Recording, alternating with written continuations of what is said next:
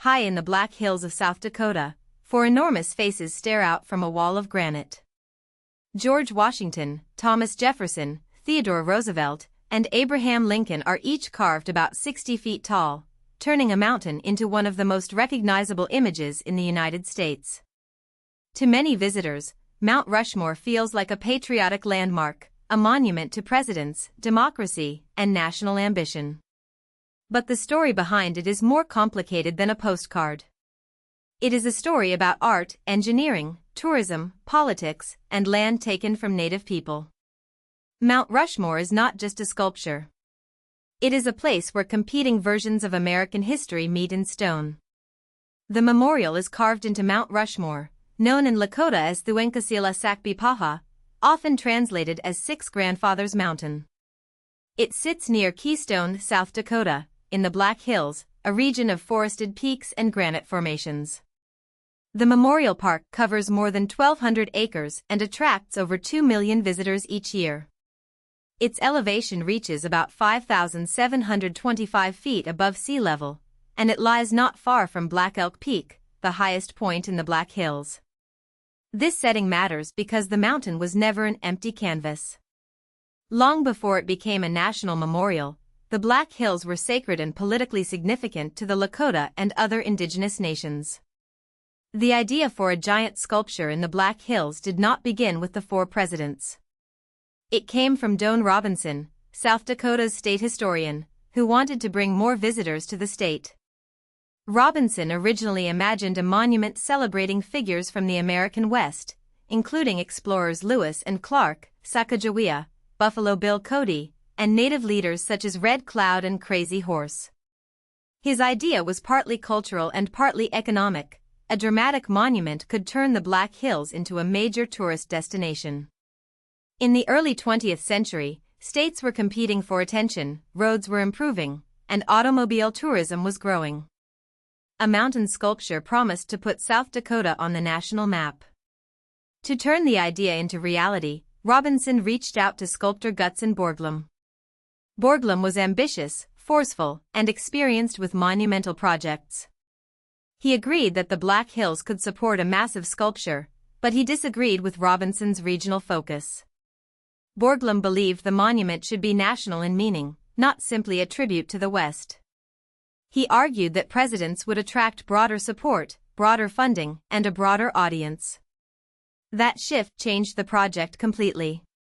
Instead of Western heroes, the mountain would represent a sweeping story of the United States through four presidents chosen to symbolize foundation, expansion, development, and preservation. The four presidents were not chosen randomly. George Washington represented the nation's foundation, the Revolutionary War, the Constitution, and the early presidency. Thomas Jefferson represented expansion, especially through the Louisiana Purchase, which doubled the size of the country and opened vast lands to American settlement. Theodore Roosevelt represented development, including industrial growth, conservation, and the rise of the United States as a global power. Abraham Lincoln represented preservation, because he led the country through the Civil War and became associated with saving the Union and ending slavery. Together, Borglum wanted these faces to tell a simplified national story. The United States was created, enlarged, strengthened, and held together. Selecting the mountain itself was a practical decision as much as a symbolic one. Borglum chose Mount Rushmore partly because its granite was relatively strong and partly because the cliff faced southeast, giving the sculpture long exposure to sunlight. That made it easier to see, easier to photograph, and more dramatic for visitors. The project also needed political support, and U.S. Senator Peter Norbeck of South Dakota became one of its most important backers. Norbeck helped secure federal funding, turning what began as a state tourism idea into a national project. Construction officially began in 1927, starting a 14-year effort to reshape the mountain. Carving Mount Rushmore required a blend of sculpture and industrial labor. Workers hung from the rock face in harnesses and used jackhammers, drills, and dynamite to remove huge amounts of granite.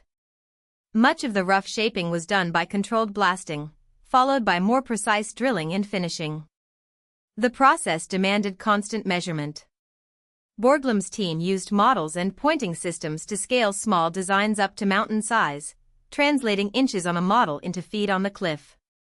The workers were often local miners and laborers familiar with dangerous conditions. Remarkably, despite the risks of explosives, heights, and heavy equipment, no worker died during the carving. The president's faces were completed in stages between 1934 and 1939. Washington came first, anchoring the sculpture on the left. Jefferson was originally planned for Washington's right, but the rock there proved unsuitable, so his face was shifted to Washington's left, requiring earlier work to be removed. Lincoln and Roosevelt followed, each presenting their own technical problems because of cracks, angles, and the shape of the mountain. The finished faces look inevitable now, as if they were always waiting inside the granite. In reality, the monument was a long sequence of compromises between Borglum's vision, the mountain's geology, available money, and the limits of 1930s technology. Borglum's original plan was even larger than what visitors see today.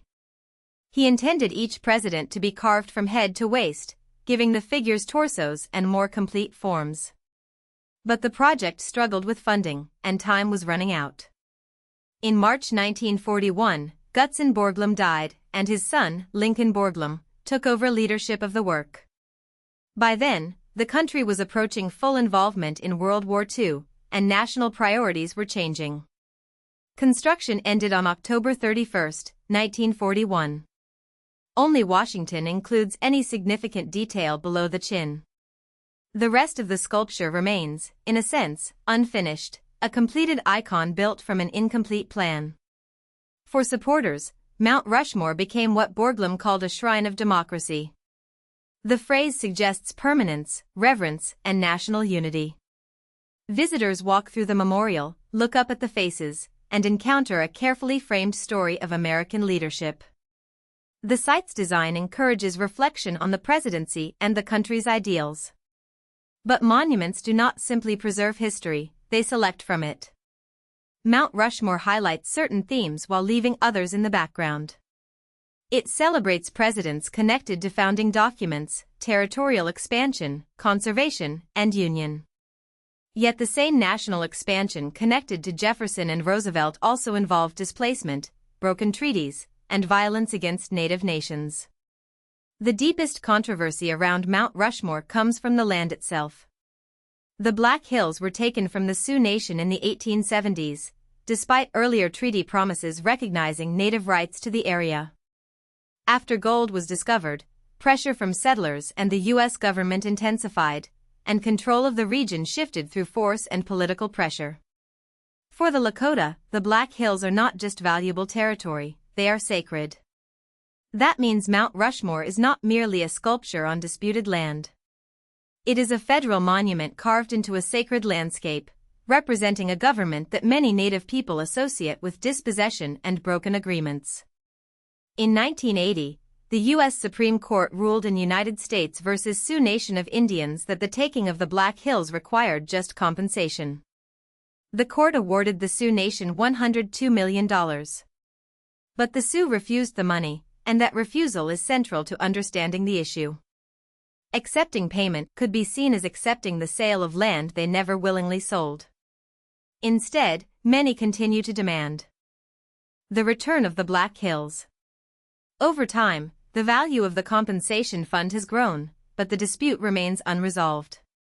To critics, this is why Mount Rushmore can feel less like a shrine of democracy and more like a shrine of hypocrisy. Mount Rushmore endures because it is powerful on more than one level. As an engineering achievement, it is astonishing, a mountain reshaped into faces visible from far away. As political art, it presents a confident story of national identity. As a tourist destination, it has succeeded beyond Doane Robinson's original hopes. But as history, it demands a wider lens. The monument's meaning changes depending on whether you begin with the presidents, the sculptor, the workers, the tourists, or the Lakota name for the mountain. To understand Mount Rushmore is not to choose between admiration and criticism. It is to recognize that stone can hold pride, ambition, and injustice at the same time. If you found this helpful, Please like this video and subscribe for more explainers.